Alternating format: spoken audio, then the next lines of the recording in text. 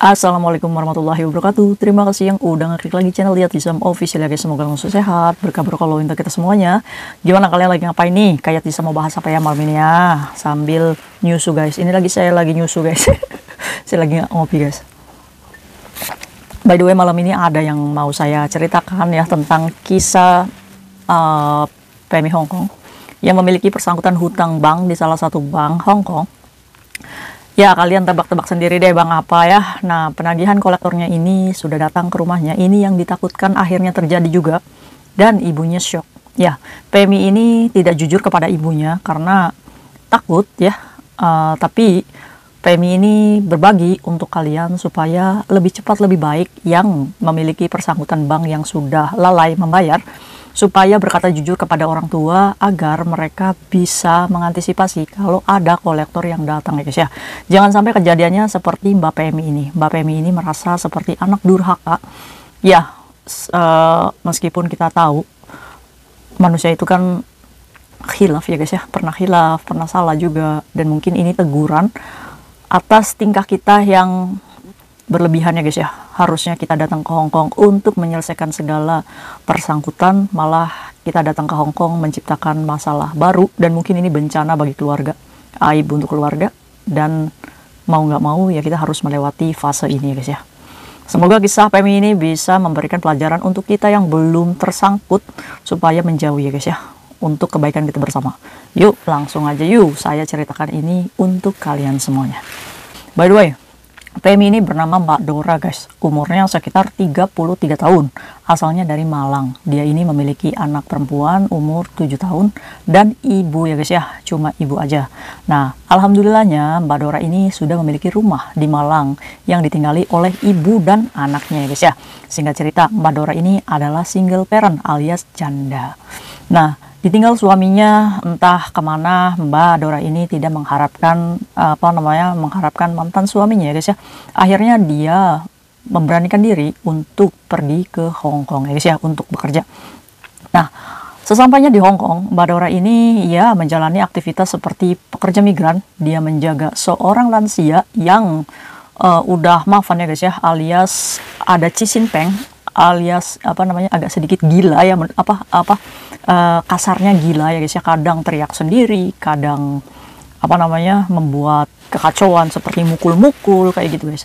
Tapi Mbak Dora ini jalannya aja karena ya memang butuh uang ya guys ya. Nah, akhirnya Mbak Dora ini sudah di Hong Kong sekitar 4 tahun berjalan ya guys ya. Belum selesai kontrak 4 tahun, tapi Mbak Dora ini stay dengan majikan yang sama. Nah, kebetulan majikan ini termasuknya baik karena memang butuh Mbak Dora pada waktu itu. Ya, sebaik-baiknya majikan sini ya pasti ya gimana guys ya, namanya kita bekerja menumpangkan hidup dengan orang lain ya maksa aja. Akhirnya Mbak Dora ini terjebaklah oleh pertemanan toksik, dimana ya biasa ya guys ya, pada waktu itu Mbak Dora meminjam bank dan setengahan ya guys ya sama temannya. Pembayaran dengan kesepakatan setengah-setengah. Nah, berjalannya waktu karena Mbak Dora ini memiliki cicilan di Bank P dan temannya juga menyicil. Ya benar sih waktu itu. Akhirnya Mbak Dora juga kan di tengah kebutuhannya itu dia mengikuti yang namanya bisnis kecil-kecilan guys, dimana Mbak Dora ini berharap ya ada sedikit pemasukan dari bisnis kecilnya tersebut ya, sesama PMI juga guys. Dan akhirnya ya nggak berjalan mulus ya guys ya, sehingga Mbak Dora ini meminta tukar pendapat dengan temannya yang hutang di Bank P. Gimana nih caranya? Akhirnya diberikan solusi untuk meminjam Bank H ya guys ya, dimana Bank H ini syaratnya hanya telepon rumah majikan. Pada waktu itu beruntung ya, Mbak Dora ini majikannya memiliki telepon majikan guys. Akhirnya dengan mudahnya mendapatkan pinjaman di Bank H dan cicilannya itu 2.300 selama 11 bulan. Nah, dari 2.300 dan Bank P itu kalkulasikan cuma sisa $500 aja setiap gajiannya guys. Nah, singkat cerita, di tengah perjalanan temannya itu tidak bisa membayar. Akhirnya Mbak Dora ini mulailah kelabakan guys. Dimana Mbak Dora juga punya arisan online dan ditipu juga guys. Pada waktunya pencairan ya nggak cair juga. Ya banyak ya guys ya, lika-liku permasalahan yang kita buat sendiri. Singkat cerita, Mbak Dora ini udah ngerasa nggak bisa bayarin guys, 2 bank ini. Akhirnya apa yang terjadi? Betul aja, diteror rumah majikannya. Seperti Bang H menagih dengan secara debt collector di Hong Kong. Ya, mengancam-ancam Mbak Dora untuk segera memasukkan uang untuk melakukan pembayaran, dan Bang P juga. Jadi dua bank ini meneror secara langsung di telepon majikannya. Nah, nggak pagi, nggak siang, nggak malam diteror. Sampai majikannya juga pusing guys untuk menghadapi hutangnya CC-nya ya guys ya. Akhirnya majikan ini marah-marah nggak jelas guys.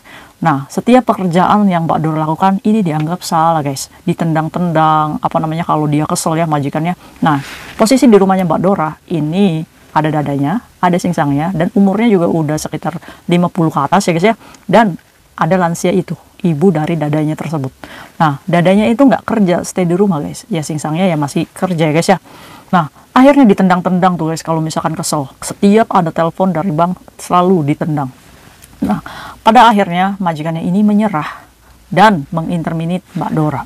Alhamdulillahnya Allah masih memberuntungkan Mbak Dora ini karena Makau buka ya guys ya. Dimana Mbak Dora ini menghanguskan tiket pesawat untuk pulang dan berbelok pergi ke Makau. Nah, sesampainya di Makau, Mbak Dora ini menemui salah satu agensi resmi yang ada di Makau untuk menyalurkan dia mendapatkan pekerjaan di sana. Ya, alhamdulillahnya, ya mungkin ini adalah rezeki dari ibu dan anaknya yang ada di Indonesia ya guys ya, sehingga masih memberikan kesempatan Mbak Dora untuk bekerja di Makau sebagai asisten rumah tangga. Pada waktu itu, Mbak Dora kerja di Makau itu sebagai pekerja migran asisten rumah tangga, tapi dengan stay out ya guys ya, dengan gaji 4.000, ya lumayan ya, alhamdulillah. Nah, sekarang masih bekerja dengan baik-baik, dan pada hari ini dia menangis siang hari dikarenakan dia kaget mendapatkan telepon dari ibunya yang kaget, shock. Ada salah satu debt collector bank yang Mbak Dora ini punya datang ke rumahnya dan menagih dengan total tagihan 59.800.000. Ibunya syok guys, nangis. Pada waktu itu Mbak Dora itu teleponnya berdering saat kerja. Akhirnya diangkatlah, kok tumben-tumbenan ibu saya telepon. Akhirnya diangkat, terus langsung ngomong, "Dok, ini ada orang yang nyari kamu, katanya kamu punya hutang. Ini totalnya banyak banget Dok, ibu disuruh bayar 59.800.000. Mbak Dora kaget kan, dari bank apa Bu? Disebutkan lah banknya, dan orang yang menagihnya pun difotokan oleh ibunya guys ya. Ya maklum aja, karena Mbak Dora ini ada anak, jadi handphone yang digunakan oleh ibunya ini ya bisa internet WhatsAppan ya guys ya. Akhirnya pas dilihat, oh ternyata bank ini. Akhirnya ibunya ini dengan nada, "Ini gimana ibu nih? Katanya ibu mau dibawa ke pengadilan untuk menyelesaikan hutangnya Mbak Dora ya guys ya." Pada waktu itu Mbak Dora ketakutan. Apa yang dilakukan Mbak Dora? Terus akhirnya Mbak Dora hanya, "Sabar ya Bu, sabar ya Bu. Saya lagi kerja di sini. Insya Allah saya selesaikan." Akhirnya guys, apa yang terjadi? Akhirnya debt collector itu menekan ibunya Mbak Dora untuk membayar 59.800.000 pada hari itu juga, kalau tidak akan dikasuskan ke pengadilan. Pada waktu itu debt collectornya sampai gebrak-gebrak meja katanya guys. Dan yang paling memalukan, debt collectornya menghubungi RT RW-nya untuk mencari rumah Mbak Dora, dan dengan to the point-nya debt collector itu mengatakan kepada mereka bahwa mereka adalah suruhan dari salah satu bank yang ada di Hong Kong yang bersangkutan yang bernama Dora memiliki hutang. Akhirnya guys, ya mau nggak mau aib kita sudah dibuka sama Allah, ya mungkin ini jalannya untuk diselesaikan ya guys ya. Pada waktu itu ibunya Mbak Dora hanya mengatakan, "Kenapa kamu bohong sama ibu? Kenapa kamu kerja di situ? Kamu kirim setiap bulan aja jarang. Kamu kirim ibu aja paling kirim 500.000 setiap bulannya. Kemana gaji Mundo? Kenapa kamu hutang begitu banyaknya? Kenapa sampai ada yang menagih hutangmu sampai ke Indonesia? Kamu di situ baik-baik aja. Kamu gimana sekarang? Di mana? Kamu masih punya kerja nggak?" Kekhawatiran seorang ibu ya guys ya menyentuh hatinya Mbak Dora, sehingga membuat Mbak Dora ini merasa bersalah dan merasa bahwa dia adalah gagal sebagai seorang anak, gagal sebagai seorang ibu, dan bukan anak yang bisa membanggakan orang tua ya guys ya. Dimana pukulan ini membuat Mbak Dora sadar bahwa apa yang dilakukannya adalah salah ya guys ya, dimana dia terlena oleh uang, dimana uang yang dipakai oleh temannya ini menjerumuskan Badora ke lingkaran lubang yang benar-benar menghancurkan hidupnya guys ya. Oke, kita bahas yuk kasus Badora ini, semoga menjadikan pelajaran untuk kita bersama. Oke guys, belajar dari kasusnya Badora. Saya tidak menyangka bahwa debt collector akan secepat itu mendatangi rumah Badora ya guys ya. Mungkin saja debt collector ini dengan cepatnya datang ke rumah Badora dikarenakan Badora posisinya di interminate dari rumah majikannya guys ya. Nah, karena sudah di interminate dari rumah majikannya, debt collector ini disuruh oleh salah satu bank untuk mengecek apakah Badora ini pulang ke Indonesia atau pergi ke Makau ya guys ya. Nah, mungkin pengecekan ini adalah program terbaru dari bank mereka yang tidak begitu mempercayai anak-anak yang dikatakan interminate ya guys ya. Mungkin debt collector ini ya suruhan bank untuk mengecek anak yang di interminate itu apakah benar-benar pulang ke Indonesia atau tidak ya guys ya. Nah, siapa sih debt collector ini? Debt collector ini adalah pihak ketiga yang dikontrak oleh bank Hong Kong ya guys ya. Apakah dia ini pekerja bank? Bukan ya guys ya. Biasanya debt collector ini adalah pihak ketiga seperti notaris, pengacara. Nah, yang dikontrak secara tertulis untuk menagih hutang kalian ya guys ya.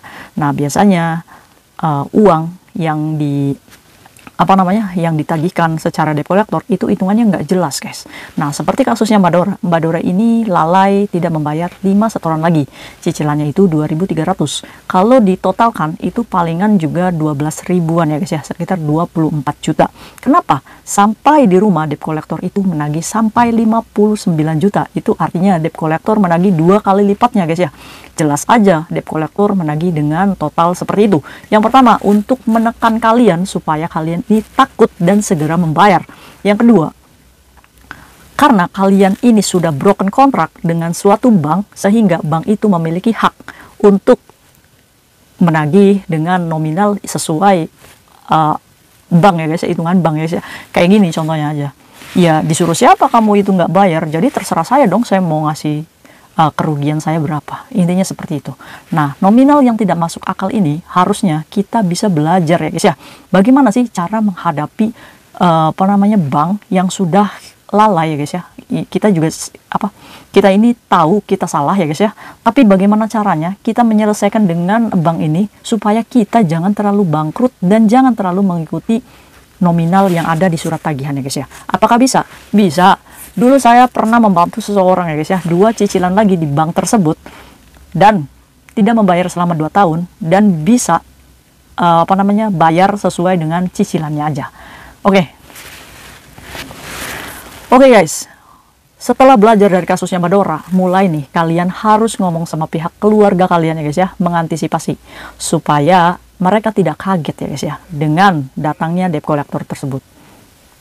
Kalian harus ngomong baik-baik sama keluarga. Bu, Pak, saya punya hutang bank. Sudah menunggak selama 1 tahun atau 8 bulan atau 7 bulan. Jujurkan saja. Nah, saya ditipu sama teman saya, Bu, Pak, misalkan ya guys ya. Jujur aja nggak apa-apa. Nah, nanti kalau misalkan ada orang yang datang, tolong ya Bu, Pak, kasih dia minum. Karena apa? Bagaimanapun juga, debt collector adalah bukan orang bank ya guys ya, tapi suruhan. Ya, jadi kita sebagai manusia yang memanusiakan manusia ya guys ya. Karena kita salah, kita punya hutang, ya setidaknya kita menghormati debt collector juga ya guys ya. Kalau kita kasih hati ke debt collector, ya mungkin saja debt collector itu menagih kita dengan secara halus ya guys ya. Tolong kasihkan minum, disambut dengan baik, ngomong baik-baik. Bilang sama keluarga kalau misalkan ada penagihan tersebut, ngomong aja, tinggal kasihkan saja nomor handphone kita yang terbaru untuk debt collector itu menghubungi kita langsung ya guys ya. Dan bilang kepada orang tua, Bu, Pak, kalau ada yang datang kasih aja nomor saya yang aktif. Terus ngomong kalau keluarga nggak tahu menau tentang itu, jadi silakan hubungi sendiri orang yang bersangkutan. Sudah cukup seperti itu aja. Kak, tapi orang tua saya mau diseret ke pengadilan, bener nggak Pak? Oke, masalah hutang piutang itu bisa dikasuskan ke pengadilan pengadilan ya guys ya, secara perdata. Tapi on proses ya guys ya, prosesnya itu sangat panjang sekali. Kalian nggak usah takut, tidak akan ada penyitaan apapun yang bisa dilakukan oleh debt collector ya guys ya. Sehingga kalian bisa nih mengambil solusinya. Kalian harus ingat-ingat cicilan kalian itu kurangnya berapa lagi. Contoh kayak Badora ini, dia kurang 5 bulan lagi. Nah, dia cicilannya 2.300, berarti 12.000 hutang akadnya dia yang kurang di bank tersebut ya guys ya. Jadi Mbak Dora harus menyimpan uang 12.000 terlebih dahulu. Diniatkan, tolong. Karena apa? Karena Allah sekarang memberikan pekerjaan yang baru ke Mbak Dora dan mendapatkan gaji yang utuh. Sehingga dari 4.000 gaji kerja di Makau, Mbak Dora ini seharusnya bisa saving uang 1.000 atau 1.500 atau 2.000 ya guys ya, untuk diniatkan membayar hutang ya Mbak Dora ya. Karena apa? Karena hutang ya tetap hutang ya guys ya. Nah, kalau misalkan kita saving 2.000 setiap bulan, itu berarti untuk menuju ke 12.000, kita cukup hanya 6 bulan aja untuk nabung. Nah, saat kita sudah 6 bulan nabung ya guys ya, udah terkumpul 12.000. Nah, di bulan 7-nya kita saving lagi 2.000, sehingga kita punya celengan 14.000 untuk menyelesaikan bank ini ya guys ya. Nah, baru kita hubungi debt collector tersebut untuk melakukan pelunasan dan nego ya guys ya. Nah, apakah bank itu mau dibayar dengan segitu? Pasti bank akan menolak. Pasti dengan dalih, enak aja kamu udah berapa tahun baru ngubungin dan kamu juga mau bayarnya cuma segitu aja. Nggak apa-apa, kita tetap aja berjuang. Kita harus ngomong kayak gini, maaf ya saya nggak punya uang lagi, saya cuma punya uang segini. Ini kalau misalkan kalian, saya bisa mendapatkan surat lunas di angka 12 atau 13 lah ya, kita kasih jasanya untuk mereka. 13 saya mendapatkan surat lunas, saya akan bayar hari ini juga. Oke guys, mungkin nggak bank akan nolak? Tidak akan mungkin. Karena apa? Karena uang yang bank larikan di kalian, itu kemungkinan besar bank akan menerima kembali uang tersebut ya guys ya. Pasti akan ada negosiasi di situ. Pasti bank akan melemah sendiri untuk menerima pembayaran kalian secara itikat baik ya guys ya. Jangan pernah takut. Karena apa? Karena saya ini melarikan diri dari bank untuk menabung uang untuk melunasi hutang saya. Oke, buat kalian yang sekarang lagi lari dari bank, harus tanamkan dalam diri kalian. Oke, sekarang saya lagi lari dari bank, bukan lari sebagai pencuri ya guys ya. Tapi kalian lari, kalian harus saving uang untuk mengingat berapa kali lagi cicilan bank kalian. Kalian tolong tabung untuk menyelesaikan hutang. Ingat guys, hutang urusannya sama Allah ya guys ya, bukan sama bank. Setidaknya Allah Maha tahu, Allah Maha pemberi jalan yang terbaik untuk kalian. Kalau saat ini Allah selamatkan kalian mendapatkan pekerjaan baru, tolong ingat hutang kalian. Oke guys ya, jadi saving, ingat-ingat berapa cicilan kalian lagi, ingat saving uang kalian, dan nanti kita tabayun dengan debt collector.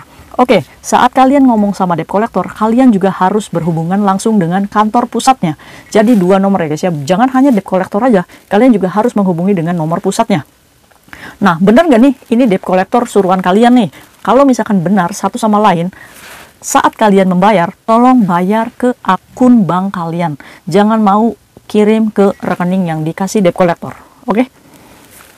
Nah, dari situ nanti resitnya bisa kalian approve-kan ke kantor yang bersangkutan ya guys ya. Itu untuk menghindari penipuan dan penyalahgunaan kewenangan debt collector ya guys ya. Mungkin itu aja sharing saya ke kalian. Semoga video ini bermanfaat ya guys ya. Belajar dari kasusnya Mbak Dora, jangan menjadi anak yang durhaka. Cepat-cepat kalian menghubungi keluarga kalian dan jujur apa adanya. Oke, mungkin itu aja sharing saya hari ini. Semoga kalian tidak membuat keluarga kalian bersedih. Semoga kejujuran kalian lebih awal ke keluarga, orang tua kalian tidak apa-apa. Yang dikhawatirkan barangkali orang tua memiliki serangan jantung, kaget tiba-tiba meja ruang tamu kalian digebrak oleh debt collector. Untuk itu, ayo mulai sekarang kalian harus berani jujur mengakui kalau saya salah, minta maaf, dan minta didoakan orang tua supaya dimudahkan dalam membayar ya guys ya. Semoga kita selamat dari hutang piutang. Amin ya robbal alamin. See you next video. Bye bye.